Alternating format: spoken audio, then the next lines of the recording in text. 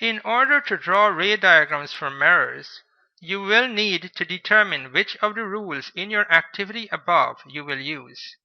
Since the mirror is a concave mirror and the object is beyond the focal point, you can use rules 1, 3, and 5. Rule 1 states that in a concave mirror, the reflected ray of any ray that is parallel to the principal axis passes through the focal point of the mirror. In other words, this is an incident ray that is parallel to the principal axis, so the reflected ray passes through the focal point. Rule 3 states that for an object beyond the focal point in a concave mirror, any incident ray that passes through the focal point is reflected in a line that is parallel to the principal axis at the point where the incident ray contacts the mirror.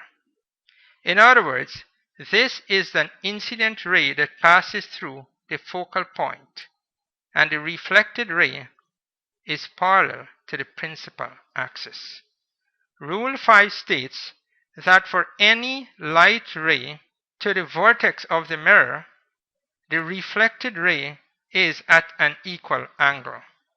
In other words, to draw the reflected ray of an incident ray that meets the vertex of the mirror, you will need to use a protractor and ensure that the angle of reflection equals to the angle of incidence. This point is the image of the top of the arrow, and it is formed by the intersection of 3 reflected rays. Knowing where this point is, you can easily draw the image as shown here. Let's look for some characteristics of the image. First of all, the image is in front of the mirror.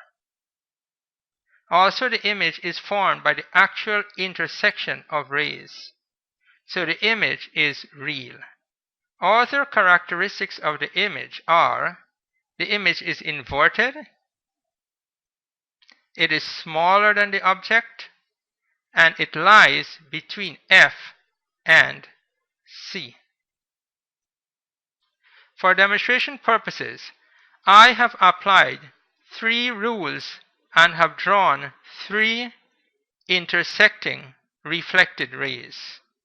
However, you only need to apply 2 rules and to draw 2 intersecting reflected rays to determine the image of a point on an object.